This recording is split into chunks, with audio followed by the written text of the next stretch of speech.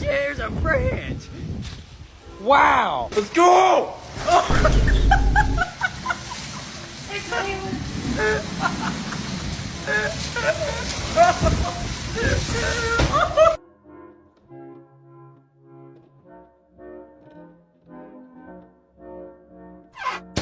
To Holiday. And right now, you can save £50. No good this wind, is it? No, man.